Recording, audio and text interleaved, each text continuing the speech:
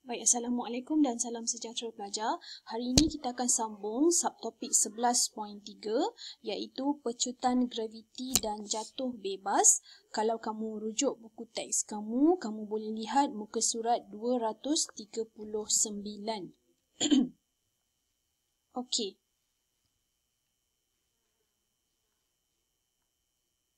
Baik, apa dia pecutan graviti?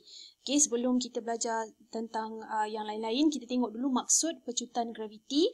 Cikgu tahu kamu dah biasa dengan perkataan graviti ni, kamu dah faham, kamu dah pernah dengar perkataan graviti. Jadi semua objek di sekeliling kita ditarik ke arah pusat graviti bumi oleh daya graviti bumi. Yang ini semua orang dah tahu dan cikgu dah pernah cerita. Jadi daya graviti akan menyebabkan suatu objek sentiasa jatuh ke bawah. Okey, sebab itu bagaimana kita boleh berdiri di atas lantai, maksudnya itu semua adalah disebabkan oleh daya graviti. Kalau kita lontar barang, kita lontar bola contohnya, dia akan jatuh ke bawah. Jadi sesuatu objek seperti contoh buah apple yang jatuh akibat dia jatuh akibat daya graviti bumi akan mengalami pecutan graviti.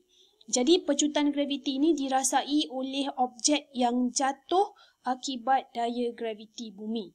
Okey, simbol yang digunakan bagi pecutan graviti ialah G dan di permukaan bumi nilai pecutan graviti adalah 10 meter per saat. MS negatif 2 ke atas. Ini sebenarnya MS negatif 2 dekat atas. Okey. Itu tentang pecutan graviti. Seterusnya kita nak tengok apakah maksud yang dimaksudkan dengan jatuh bebas. Okey, jatuh bebas. Suatu objek dikatakan mengalami jatuh bebas apabila jatuh di bawah tindakan daya graviti sahaja. Okey, hanya disebabkan oleh daya graviti. Okey, kita ada contoh. Sehelai kertas tidak jatuh bebas kerana gerakannya dipengaruhi oleh rintangan udara. Kalau kita jatuhkan kertas, okey, walaupun kita nampak dia jatuh tu melayang-layang, tetapi itu bukan jatuh bebas kerana ada rintangan udara. Jadi objek yang jatuh bebas, mempunyai pecutan graviti yang sama. Okey, pecutan graviti yang sama tanpa mengira jisim dan bentuk. Okey, tanpa mengira jisim dan bentuk. Walau bagaimanapun, biasanya jatuh bebas sebenarnya hanya berlaku dalam keadaan vacuum, iaitu di ruang yang tiada udara. Vacuum ni bukan vacuum hampa gas yang kita buat sedut habuk tu. Vacuum ni bermaksud keadaan yang tiada udara. Jadi dalam kebuk vacuum, sehelai bulu ayam dan juga bola tenis yang dijatuhkan dari ketinggian yang sama akan mendarat pada masa yang sama. Nampak tak? Sebab dia tidak dipengaruhi oleh jisim dan bentuk. Kita tahu bulu ayam dia ringan, bola tenis dia lebih berat. Tetapi disebabkan dalam kebuk vacuum itu tiada udara, jadi dia tidak akan melalui rintangan udara. Jadi kedua-dua objek tersebut hanya akan jatuh disebabkan oleh daya graviti sahaja. Okey, dan kita dah kata tadi, kalau objek jatuh bebas, dia akan mempunyai pecutan graviti yang sama tanpa mengira jisim dan bentuk. Walaupun bulu ayam tu kita tahu lebih ringan berbanding bola tenis, tetapi kedua-duanya akan mendarat pada masa yang sama di dalam vacuum sebab tak ada udara. Okey? Jadi ini adalah contoh graf macam mana kita nak tafsirkan. So kita ada satu keadaan, kita ada objek pegun, halaju dia kosong lah sebab dia belum jatuh, dan kemudian halaju bertambah sehinggalah dia sampai kepada paras yang dia perlu jatuh tu lah. Okey, objek yang dilepaskan pada ketinggian tertentu dan dia mengalami jatuh bebas. Jadi bila kita plotkan graf halaju masa, tengok ni, ini adalah graf halaju masa. Okey, kita tengok dia punya paksi, pada paksi Y adalah halaju, pada paksi X adalah masa. Okey, dan dia akan ada bermula daripada kosong lah sebab objek berada dalam keadaan pegun. Ini dia belum bergerak, belum dijatuhkan. Sebelum dilepaskan, nampak ni? Sebelum dilepaskan, halaju objek adalah sifar. Okey, halaju dia sifar. Apabila objek dilepaskan, halaju objek bertambah dengan seragam. Okey, halaju objek bertambah dengan seragam. Dan kecerunan graf halaju masa adalah bersamaan dengan pecutan.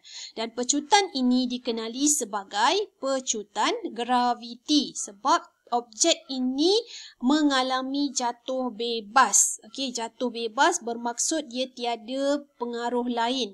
Dia berada dalam keadaan vacuum, tiada udara. Jadi, pecutan yang dialami adalah pecutan graviti. Okey, itu kalau halaju masa. Sekarang kita tengok graf sesaran masa. Okey, graf sesaran masa. Jadi pada paksi Y kita ada sesaran, pada paksi X kita ada masa. Okey, sama juga, cuma kalau kamu tengok bentuk dia lengkung. Dia bukan garis lurus macam halaju masa. Halaju masa dia garis lurus. Tapi bila sesaran masa dia lengkung. Baik, apa yang berlaku di sini di peringkat awal ini iaitu apabila sebelum dilepaskan. So sesaran objek adalah sifar. Dia belum bergerak lagi. Bermakna objek berada dalam keadaan pegun. Okey, sebaik-baik sahaja objek itu dilepaskan. Sebaik-baik sahaja. Objek itu bergerak dengan halaju yang kecil. Okey, dia slow akan bergerak. Dan hal ini dapat kita lihat melalui nilai kecerunan yang kecil. Okey, nilai kecerunan graf ini. Ni kena buat tangent. Okey, graf dia kena buat graf tangent. Okey, dia akan nampak satu garis lurus kat sini. Tetapi dia punya nilai kecerunannya dekat sini lah. Dekat garis ni dia adalah lebih kecil. Okey, ketika jatuh bebas, okey, maknanya dia dah semakin hampir kepada tempat dia nak jatuh lah. Ketika jatuh bebas, objek bergerak dengan halaju yang lebih besar daripada halaju awal. Nampak dia lebih curam bukit dia. Kalau tadi dia bukit dia landai, yang ini bukit dia lebih curam. So, hal ini dapat dilihat melalui nilai kecerunan graf yang lebih besar. Ni, dia lebih puncak bukit dia tu lebih tinggi. Okey, itu graf sesaran masa bagi objek jatuh bebas. Okey, kalau itu dia jatuh, sekarang kita cerita pasal objek yang dilontarkan menegak ke atas ataupun kita kata sebagai anti-gravity. Contoh kamu ada bola kan? Bola, kamu lambung ke atas. Lambungkan bola itu ke atas. Jadi bagaimana kita, dia tak bermula dekat atas, dia bermula dekat bawah sebab dia nak pergi ke atas. Jadi sesaran maksimum dia adalah paling tinggi bola itu boleh dicapai. Okey, paling tinggi yang bola tu boleh capai itu adalah sesaran maksimum. Okey, kita tengok graf halaju masa. Okey, sama tadi macam cikgu terang, halaju masa bermaksud pada paksi Y adalah halaju, pada paksi X adalah masa. Okey, apabila objek dilontar ke atas, okey, objek mula bergerak dengan halaju V meter per saat. Tetapi nilainya ke bawah. Kerana apa? Dia bila bergerak ke atas, maksudnya apabila kita lontar objek itu ke atas, dia mula bergerak. Dia akan bergerak kan? Dia akan bergerak. Jadi dia ada sesuatu halaju. Dia bukan kosong. Okey, dia bukan kosong. Kita mula dengan dia bergerak ke atas bila kita lontar dia. Tapi halaju objek semakin berkurang. Okey, halaju objek semakin berkurang apabila objek bergerak semakin ke atas. Okey, semakin ke atas. Bila kita baling bola tu, mula-mula dia laju, lama-lama dia akan slow stop. Okey, dan kecerunan graf halaju adalah negatif. Sebab apa? Sebab dia anti-gravity. Dan pada ketinggian maksimum maknanya bola tadi dah capai tinggi paling maksimum, halaju adalah sifar. Pada masa tu dia akan stop sekejap. Dia akan stop, lepas tu baru dia turun balik. Sekarang kita cerita yang bola tu ke atas sahaja. Kita tak cerita bola tu turun. Okey? Itu graf halaju masa. Sekarang graf sesaran masa.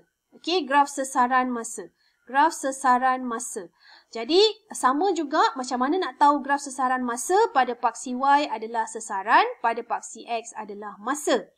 Apabila sebaik-baik sahaja objek dilontarkan. Okey, sebaik sahaja objek dilontar ke atas, objek bergerak dengan halaju V meter per saat. Dia mula gerak dah ni bila kita lontar ke atas. Pada masa yang sama, sesaran objek berubah dengan cepat. Macam cikgu cakap lah daripada kosong. Sebab sesaran kan, sesaran walaupun kita gerakkan, kita lontarkan dia ke atas, tetapi dia ada nilai sesaran dia semakin bertambah.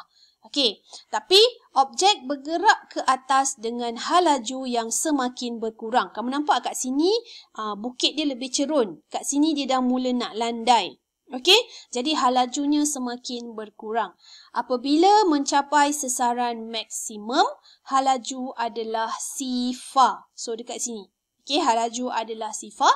Objek akan berhenti buat seketika sebelum jatuh semula ke bawah. Dia akan sampai maksimum, kita rasa macam dia stop sekejap lah. Memang kita tak nampak pun. Tapi kita akan nampak dia, okey, sampai kat tempat yang paling tinggi tu, lepas tu dia akan jatuh. Okey, so itu yang ditunjukkan oleh graf sesaran masa. Okey, jadi dua keadaan hari ni yang cikgu nak kamu lihat. Jatuh bebas, tetapi dalam keadaan yang menentang graviti ataupun anti-graviti, ataupun objek itu memang jatuh daripada atas. Okey, jatuh bebas yang pertama tadi. Yang ni. Okey, daripada atas ke bawah. Dan satu lagi, keadaan dia apabila kita melakukan gerakan anti-graviti, iaitu dilontar menegak ke atas. Okey, jadi itu saja yang cikgu nak terangkan kepada kamu pada hari ini.